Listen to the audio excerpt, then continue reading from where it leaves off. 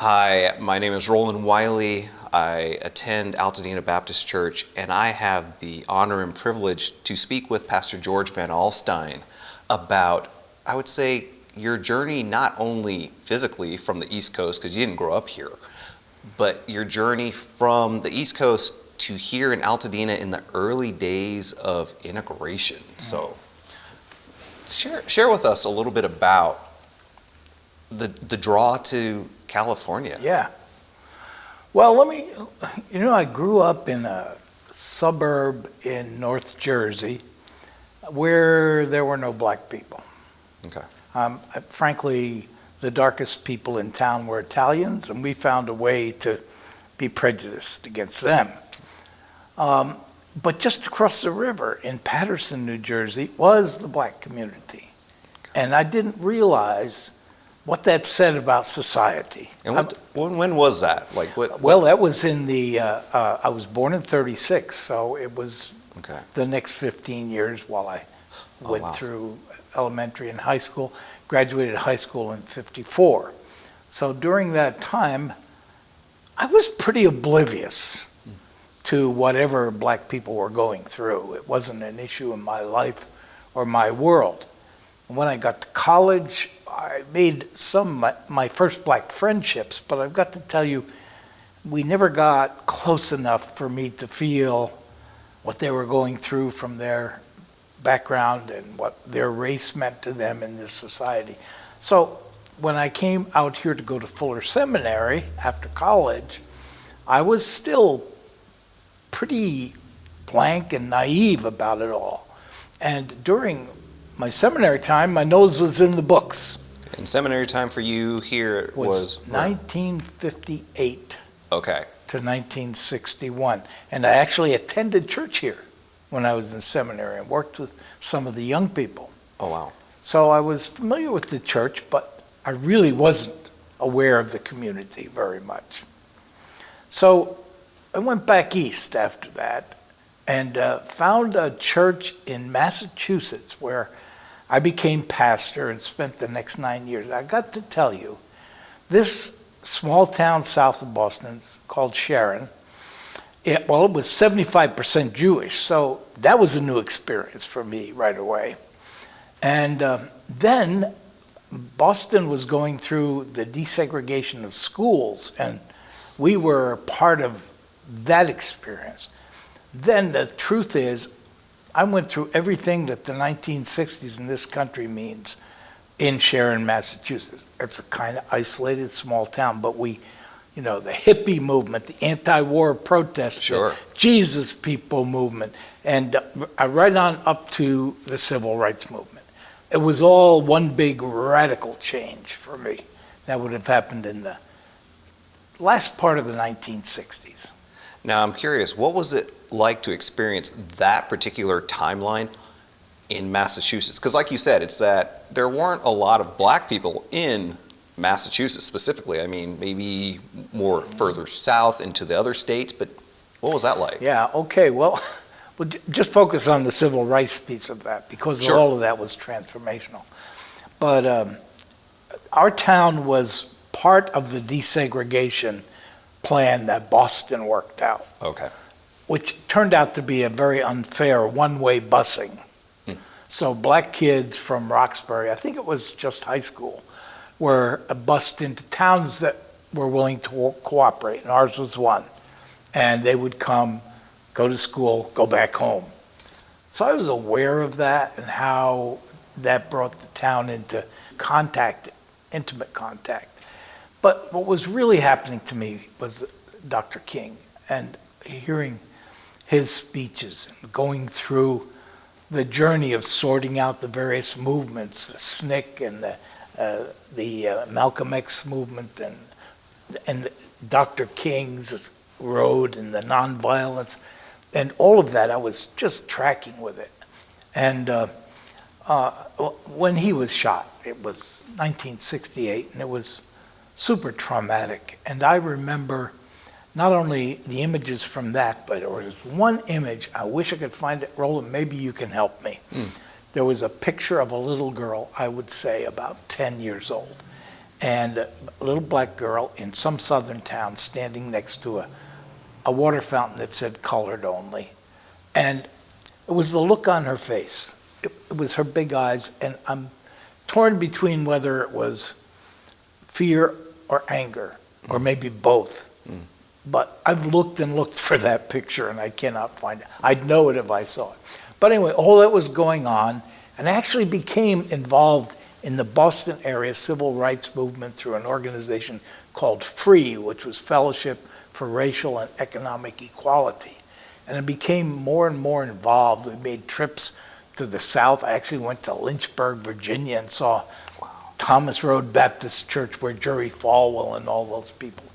And I went with a mixed group of black and white people from the Boston area. So all of that was going on. And that was just the 2 or 3 years before I came here. So we knew there was time for a move, and we actually candidated at a church in the Baptist General Conference, and were called to a church. It was really bigger than this church, right near Bethel College. And I couldn't accept the call because it was so white. Everybody was white. And I realized that my next ministry was going to have to be involved in interracial, in integration, in something. So that's when somebody from Altadena who remembered me said, hey, we're without a pastor. And that led to my coming here. Wow. The call to Altadena included a prospectus on here's what's happening in our church. And it was almost like apologetically they wrote, and I still have the document somewhere. They said, between the 1960 and 1970 census, Altadena had moved from being 4.5% black to being 28% black. And that has caused a great deal of social upheaval. And they said, frankly, in the letter to me, they said, a lot of churches are moving out. They're moving east. They're selling their property to black congregations. And that's white flight, you know? Right, yeah. But we have decided that we're a neighborhood church. Whatever the neighborhood is, that's who we should be. And to me, that was like bait, where I was Really? at that. Yeah, I said. Why is that? Because I wanted to be part of building an integrated congregation. And it was, I already knew the church to some degree, but here was, to me, a place where we could plant something. They were kind of saying, okay, let's go. And they didn't know what they were talking about, but I didn't know much more. So we came together to do that. Yeah, so what was the community like here at that time when you came to Altadena Baptist? It's that I wasn't around then, but really, how were the churches? I mean, were there mostly, I know there's Westminster down the street off of Lake and Woodbury, but what other churches were around? Well, let me tell you, in 1972, that's almost 50 years ago. I don't know where you were then, Roland, but Wasn't a thought yet. and Judy and I, when we drove into town with our 2 kids to begin the ministry, the freeway, the 210 freeway, ended at Rosemead. Okay. So that tells you what the construction was going on, which I later found out was the gutting of the black community, the interchange at 210. But so I was facing Pasadena's racial history right there. Wow. And then realizing our daughter's going to go to a school and this is the assigned school, I went to a parent night and I was greeted at the front door with stop force busing signs. And I said, what's this? I remembered that from Boston. Well, I thought I escaped that. And it was right in the middle of the desegregation order. And we bought a house across from Pasadena High School. And the first year of integration, we saw black kids arrive across the street. And my neighbor said, them blacks are coming into our neighborhood, you know? Wow. So I knew I was where I had to be when all that happened. But the church, it just didn't happen. People didn't come back. And I remember after 2 years being here, praying and saying, Lord, I guess I give up on that dream. How do you want us to proceed?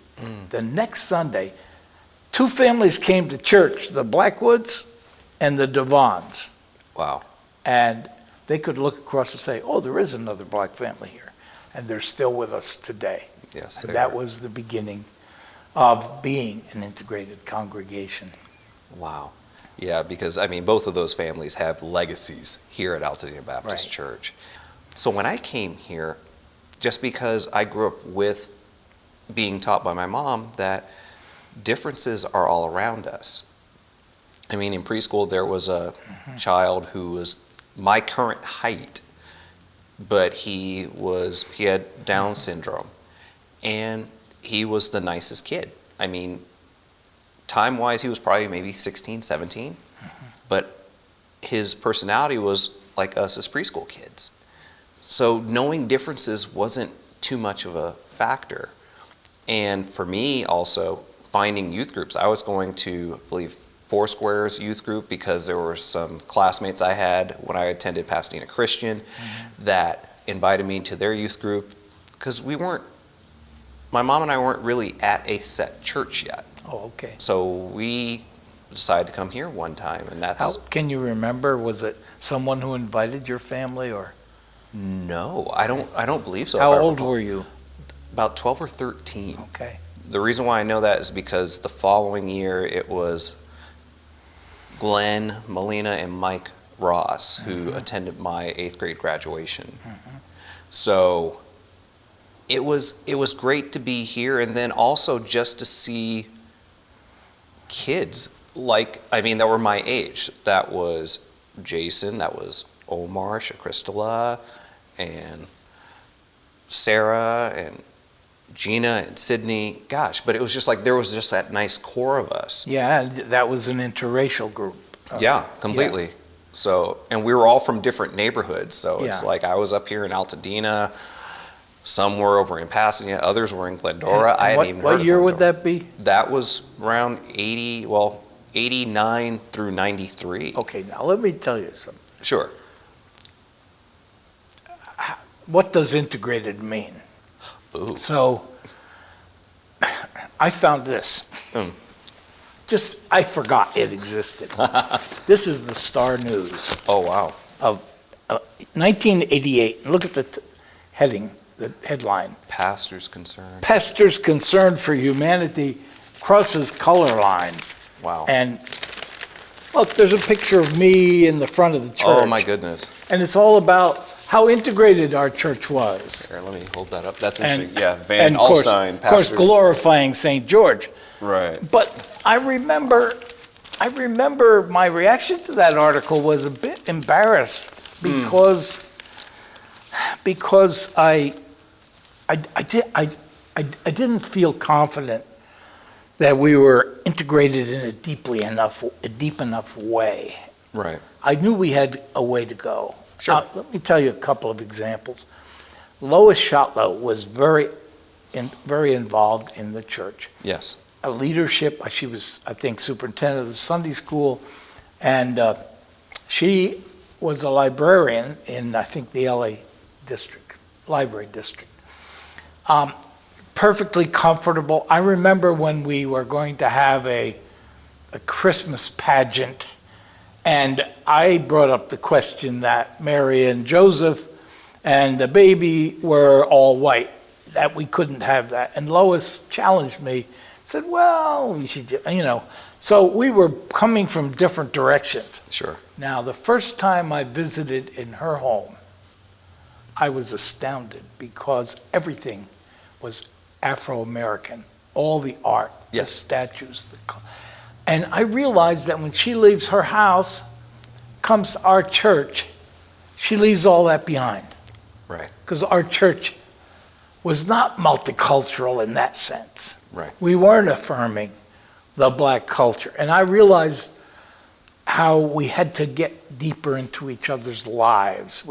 We had to really know each other's hurts and pains. Yeah. We had to intermarry. We had to be with each other in all the journeys of life in order to experience that. And At one point, I remember seeing, I think it was Paul Devon and Lois Shotlow and one other person in the room back there after the adult Sunday school class. And they were talking together, and I was curious, and they said, well, we're talking about having a Black History celebration. That was in the mid-'80s, my guess is about 1985. Yeah. And they were, that was the beginning of the Black History Committee. Okay. And that was the beginning of the Black History celebrations, which I think started in 1986. I believe you're right, yes. And that kind of told me, yeah, they got their finger on something. They realized that we have to take another step. And they're taking the initiative. And so we all celebrated that. And I remember, however, that after a few years of Black History celebration, we all, rejoiced in that. I remember some feeling on the part of the Black History Committee, why aren't the white people coming to that?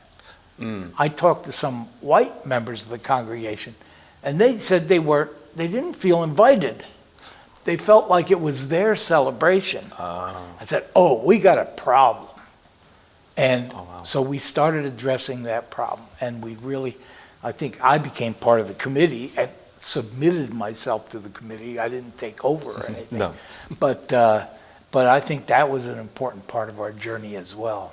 Yeah, I mean, there's a shirt that I saw recently. It said, Black history is American history, and it is. It's that it's not separate because it's intertwined with American history and culture. Music is interwoven.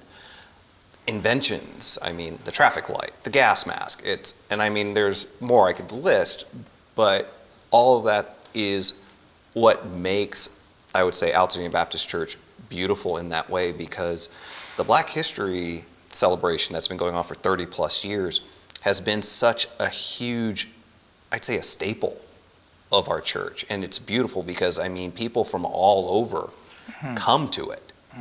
And it's wonderful to see that because it is history to be celebrated, indeed.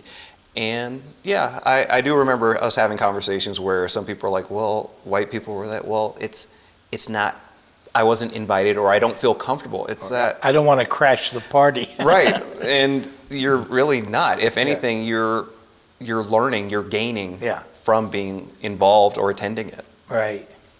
Yeah, so there are two things recently that have come together in my mind.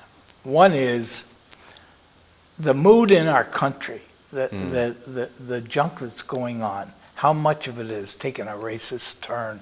Yeah. The whole critical race theory joke.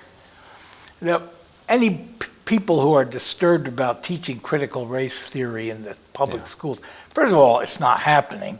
But secondly, I ask these people, what is critical race theory? And none of them know. No. Okay. So that is a smokescreen for the permission to be racist. That's what's happening in our society. Yeah. And it's something that I haven't seen for years. We've been secret racists. Well, yeah, and that's I'm glad you brought that up, because I could say that the game has changed. Like that game is still there, but the pieces have been modified a little bit differently. So it is, like you said, it's the secret or underlying tone of racism. And I could say I've seen that in different work environments. I can say, remember when you were talking about quotas, I remember attempting to attend a PUSD school for high school, and my mom was told, we have already reached our quota. And that was the first time I had heard that in context to race. I'm a bookworm, so it's like I know what quotas are, but I didn't really experience that until high school. Yeah. And those were hard moments. These past few years have been devastating for me as a black male, because it reminds me that though we are in the 21st century, we still haven't really addressed the issue of racism. Candidly, I didn't know. It's not that I think that racism didn't exist. It's that I had not experienced racism to a degree until late 90s. And I was pulled over. And the gun was drawn. There were no questions. Wow. There were no questions. And I just remember praying in my head, I'm like, Lord, I might not make it home because this officer had the gun pointed. My hands were out of the driver's side. Long story short, I did what my dad taught me. He's a Vietnam vet. You state your name, date of birth, location of birth, home address, and you keep repeating that. Oh, really? And that's what I did. Because, again, that's another subtopic where it's like the talk that I would say black moms and dads have with their sons and daughters that white parents may not have. And if they have it, I'm intrigued to hear how that conversation goes. But for me, that was a really difficult moment. Oh, that's awful. Yeah. And I've never had a moment like that, but in our ministerial alliance, talking with a group of veteran black pastors, virtually every one of them has had something like that happen to them. Yeah. And, oh, man. Yeah, and I mean, I could say it doesn't matter if I'm dressed like this. Yeah. It doesn't matter if I'm in a t-shirt and jeans. It's that I have been pulled over for different instances in my later years, from my 20s onward, and even had students when I was teaching out in Baldwin Hills, Crenshaw, that were being detained by law enforcement because he was going to school. But the thing is, it's charter school, so he comes at different hours. And I mean, I broke down because I shared with him, I said, the sad part is it doesn't matter if your t-shirt and jeans or dressed like this, we still are looked as a threat. Yeah. And that's devastating to be in 2022 and to say that. Right. I mean, like the whole George Floyd incident shook me to my core. Oh. Because that man is calling for his mama. Yep. I've said, this man is calling for his mom and is going to lose his life. And I think that's where it's where I want people to understand that Rodney King wasn't the first one that dealt with that. It was the first one that was actually recorded, but it wasn't the first one. Right. There have been multiple others. And we haven't exposed them. No. And there hasn't been a way to expose them. So how many lives have been lost throughout the years? When my daughter was a teenager, she dated black guys. And one day she was in her car and she was with a black guy over by Kings Village. Okay. And she was pulled over. I think she was 17 probably. And she was really upset when she came home and told me the story, because the two cops had the two of them come out of the car, and the one cop took him over here and questioned him like you would have been questioned, assuming he's a gang member or something. And the other cop took her over here and basically said, "You're on the wrong side of town, young lady. What Go are you back doing home." over here? Right. That was Pasadena. But the good news, another story about my daughter, she'll love me for this, was when she was, I think, about 11 or something like that, we were driving in Arcadia, and we passed a school bus, and she looked in and the windows and saw the kids, and she said, "Dad, they're all white." I said, I feel good. Yeah. She knows she wouldn't want to be in an all-white bus or an all-white school or an all-white world. Yeah. So there are dimensions of integration that go beyond what we can measure. Yeah. And we just have to groove together and keep honest about our own sense of prejudice and privilege. So, Pastor George, how do we, as individuals, I would say, because it starts at home. Like, how do we do that? I mean, and I say this openly, how do we have all families discuss this? Because you can't, I mean, I don't want to exclusively say that it is a black issue, though in most aspects it is. But at the same time, it's that, how do we equip people to discuss racism? Because some people, like you said, don't want to talk about it. There are schools that we know that don't even teach. Yeah, well, since this came in the context of how do we talk in our families or with our kids. Yes. I think with our kids, we talk about what we're comfortable with. And things that they want to talk about that make us uncomfortable, we find a way of not talking about them. Right. So I think for ourselves, the more we talk about things, for instance, I don't think I'm a racist, but there's a corner of me that will never be anything but a person of white privilege. I've got to confess that. Right. If I think that that's not part of me now, right, that's not honest. So, right. So being honest about that among ourselves, right, is the first thing, and then with our children, I think one of the keys is listening more.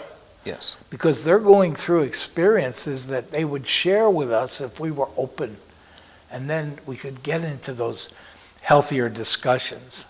Yeah. I think not pretending that we've solved everything ourselves is a big step, but then really being interested in what they're experienced, that opens the door. Yeah. And I would say, even to supplement that, it's that to show your children what is happening in the world around them. I mean, I would say some people agree, some people disagree. When George Floyd lost his life, yes, I had my son with me to watch the aftermath of that, because it's around. I mean, as parents, yes, I understand we want to try to shield our children from certain things. However, when it comes to something like that I don't find you can shield, because either the child is going to hear about it at school, or more importantly, he's going to encounter that. Right. And I would say, as a black father, yes, I want my son to understand that this is prevalent, and you may encounter that at some point. But isn't there also an opportunity to help him with you to get involved in doing something about it? Yes. So some action that you would want to take to respond to that, Yeah. In this particular case, I was on the executive committee of the Interdenominational Ministerial Alliance. Mm-hmm. And so the president assigned me to become part of the organization called CCOP, which is called the Coalition for Improved Oversight of Pasadena Police. Okay. Now that group, we've been meeting about 5 years. It's a very mixed group of people, but we really focused after the various incidents, and then really stimulated by the George Floyd and the Black Lives Matter response. What can we do about the Pasadena police? Practically speaking. Right. So that's been years in the making, and just this year, a Citizens Oversight Committee was appointed. We were the ones who forced the city of Pasadena to think about this, and that was appointed, and we're watching every step of the development of the policy to make sure it has teeth. So that is doing something in response to what you see. Yeah. Now, that's not something I could take my child along with me on, sure, but the example of doing something Absolutely. is there. And if you go back to school integration, yeah, that meeting when I saw the stop forced busing, I was only in town a few weeks, and I I asked some questions that didn't get satisfactory answers about what this meant, and in the public meeting. And afterwards, I found out that there were these two women behind me, and the one said to the other one, "Who is that man?" And the next day I got a phone call. These were people who were involved in fighting for integration of the Pasadena schools. And boom, I was involved in meetings and ultimately in politics, and before you know it, I was on the school board. Right. So, if you're willing and you're open, the activism doors are there for you. Yeah. I'd never dreamed I could do anything like that. See, and that's amazing, because I think about the opportunities that are out there, and I would say thanks to the Black History Committee, when we did the video for Juneteenth, that opened up a lot of doors for me personally as a film producer, because it actually is, I would say for me, that's my strong point of activism, is that I create films. Yeah. I'm still in the process of compiling and making a film regarding what's happened in the past years during this pandemic. What have we seen? And some of it is really, it's visceral, it's raw, and I feel it. And I let my son see these things because I want him to understand, like, we can create points in time and present that to people so that they know it's that we are aware of it and that we want change to be there. There, like you said, there is activism out there in many capacities, and we have to really take notice of that, but also not only take notice, but take action, more importantly. Right. And having those open conversations. I think we've strayed away from having these really just open, honest discussions, because now it's fear of, well, what if they don't agree? Well, they might not. Do we want to be close or not? We have to be open. Yeah. So I want to go back and say something else about integration here at go the ahead. church. There, along the way, we have taken affirmative action, and every time a nominating committee meets, we take affirmative action. We look at who's being nominated for offices. Is the leadership of the church representative of the diversity in the church? We do that, and we have done that for years.